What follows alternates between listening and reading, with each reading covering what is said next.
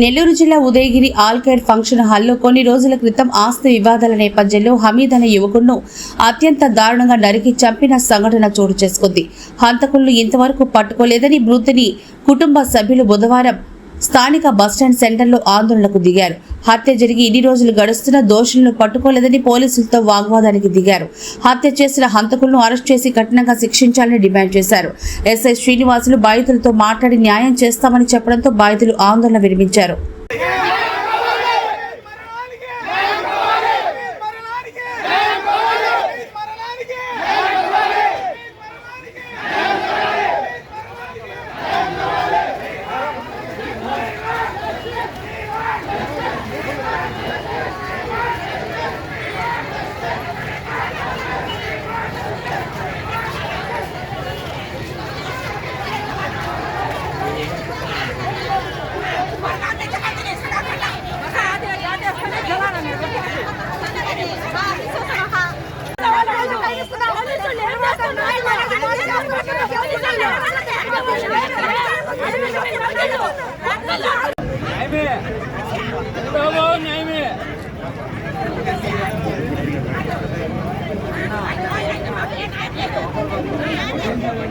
Okay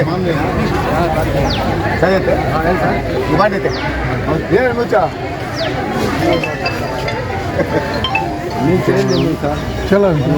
ఏదైనా సరే sir మీరు కూడా మానవత్వంగా కొద్దిగా ఆలోచించి చేయండి సార్.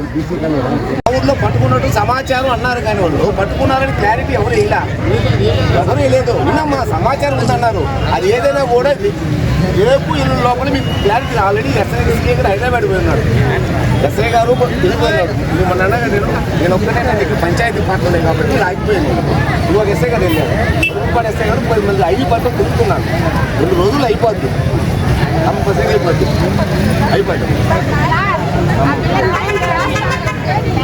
అమ్మా నేను చెప్పేది నమ్మ తల్లి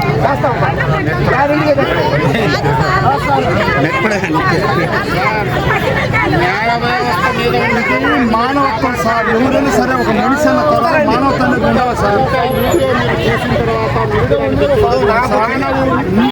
ఇన్ఫర్మేషన్ ఎవరు ఇచ్చారో నాకైతే తెలియదు. కానీ అక్కడి నుంచి ఫంక్షన్ హాల్ ఇక్కడ ఇంటికి పోకుండానే ఫంక్షన్ హాల్కి వెళ్ళిపోయిందంట. ఫంక్షన్ హాల్ వెళ్ళిపోయితే అక్కడ పొంగానే మాట్లాడని కూడా లేదు. వాడు తాళాలు వేసుకుంటా అని వాడు సక్రంగా చేసుకునే ఫంక్షన్ ఉంది ఆఫ్ చేయాలని వాడు ప్రయత్నించి చేస్తుంటే వాడు ఎక్దమ్ అటాక్ చేసి రాడ్లతో కత్తులతో పొడిచారు సార్. ఇద్దరు కొట్టుని కూడా అంత హీనంగా పొడవరు సార్. మనిషిని పొడవటం కాదు, కొట్టుని కూడా అంత హీనంగా పొడవరు. కానీ అంత దారుణంగా పొడిచారు. అంత దారుణంగా పొడిచాడు. మాకు న్యాయం కావాలని ఈ న్యాయ వ్యవస్థ మీద మాకు నమ్మకం లేక మేము ధర్నా కోసం వచ్చినాం. వీళ్ళు కరెక్ట్గా న్యాయం చేయట్లేదు సార్. మాకు ఏ ఇన్ఫర్మేషన్ కూడా మాకు ఇవ్వడం లేదు. మాకు కరెక్ట్గా న్యాయం కావాలని మీ మీడియా వాళ్ళు అందరూ కోరుకుంటున్నాం. అందరూ వ్యవస్థకు కరెక్ట్గా సచ్ పేపర్లు వేసి మీడియా వాళ్ళు న్యాయం చేకూరుస్తారని కోరుతున్నాం సార్. బంగారంతో సమానం వాడు.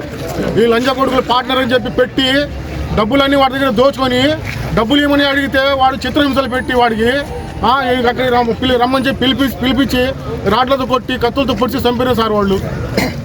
మళ్ళీ గడ్డాలు పెంచారు. మళ్ళీ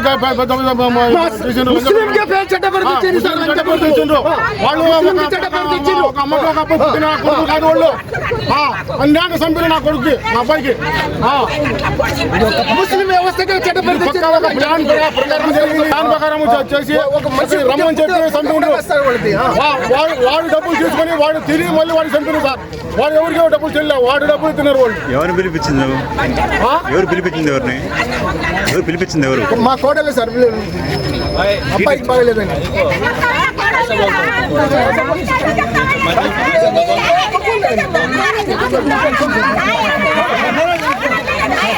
బాబుకు బాగలేదని బాబుకు సులోన్ కట్టి బాబుకు సులోన్ కట్టి డబ్బులు కావాలని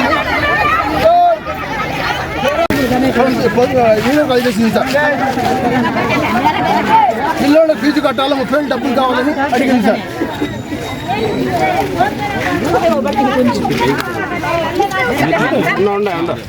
పక్కా ప్రణాళిక ప్రకారం మీరెవరు నేను హమీద్ వాళ్ళ సొంత తమ్ముడిని. మీ పేరు? నేను హైదరాబాద్ లో ఉంటాను సార్. ఇది మీ పేరు? నా పేరు అఫ్రోజ్ అండి. ఇది పక్కా ప్రణాళిక ప్రకారం చేసిన పక్కా స్కెచ్ తో చేసిన ప్లానింగ్ ఇది. సో మా అన్నయ్యకి అసలు యాక్చువల్గా ఉద్యోగం వచ్చే ఉద్దేశమే లేదు. సో మా అన్నయ్యని ఎవరు ప్రేరేపించారో ఎవరు నప్పించారో తెలియదు.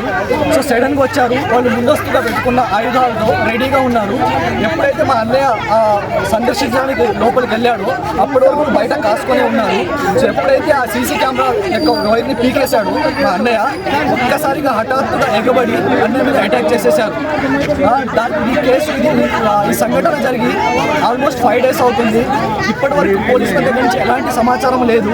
సో ఎవరైతే మన దగ్గర స్ట్రాంగ్ ఎవిడెన్స్ ఉంది సార్, క్లియర్గా వీడియో రికార్డింగ్ ఉంది మన దగ్గర. హత్య చేసినప్పుడు జస్ట్ వీళ్ళ దృష్టి ఎవరైతే వీడియో తీశారో వాళ్ళ మీద ఉంది, కానీ హంతకుల మీద అయితే దృష్టి అసలు పెట్టినట్టు మాకు అనిపించట్లేదు.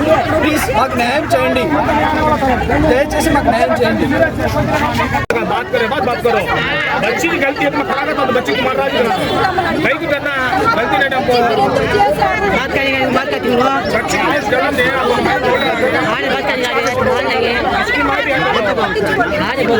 बच्चे के बारे में लेंगे, बात करते हैं। सो दूसरा